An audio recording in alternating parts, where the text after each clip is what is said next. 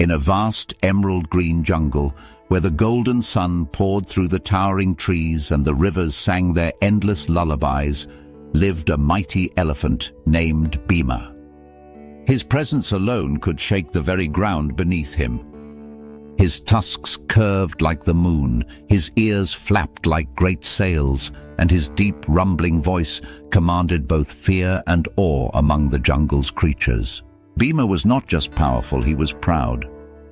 He carried himself like a king, believing that strength alone determined one's worth. Each morning, he stomped through the jungle, delighting in his own dominance. When the deer bowed their heads and the monkeys leaped aside to avoid his path, he would chuckle. When the birds fluttered away at the mere sound of his footsteps, he would smirk. And when he reached the tiny anthills scattered across the jungle floor, he would pause, just for a moment, before bringing his enormous foot down with a thunderous crash. The ants would scramble in panic, trying to save their home, but it was always too late. "Foolish little insects," Bhima would mock. "You are nothing. I could crush 1,000 of you without a second thought."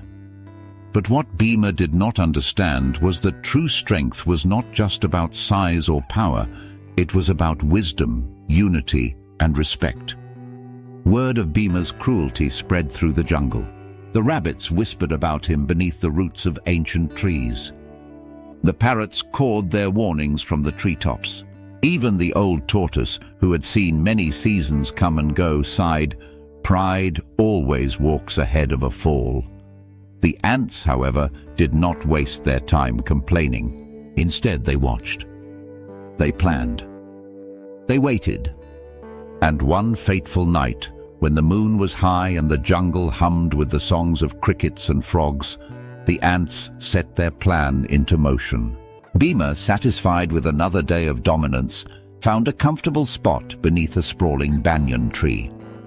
The cool night breeze rustled its broad leaves, and the fireflies danced like tiny stars around him. With a contented sigh, he closed his eyes, unaware that a small army was already on the move. One by one, in perfect formation, the ants began their march. They were too small to be noticed at first, slipping through the folds of his thick skin, weaving their way into his ears, beneath his trunk, and between the crevices of his massive feet. And then they began to bite. At first, it was nothing more than an itch. Bhima flicked his tail, twitched his ear, and grunted in annoyance. But the bites continued. Sharp, relentless, and inescapable. Soon the discomfort turned into unbearable agony.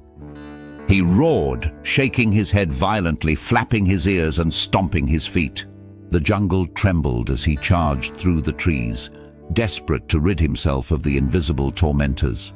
He rolled in the dirt, splashed into the river, and even rubbed his thick skin against tree trunks, but it was useless. The ants were too small, too many, and too determined. For the first time in his life, Bhima felt powerless. "Stop!" he bellowed, his mighty voice now laced with desperation. "Please, I was wrong. I will never trouble you again." Hearing his plea, the ants, ever wise and disciplined, ceased their attack. Slowly they withdrew, marching back to their anthill, victorious not through brute force, but through unity and strategy.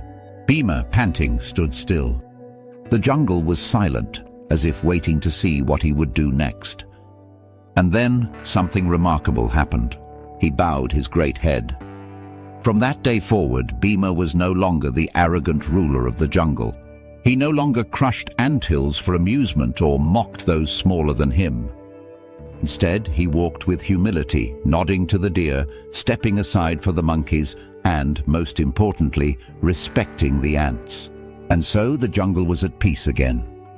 Not because the strongest ruled, but because all creatures, big and small, had learned to coexist. Moral of the story: strength is not measured by size alone, but by wisdom, humility, and respect for all creatures, great and small.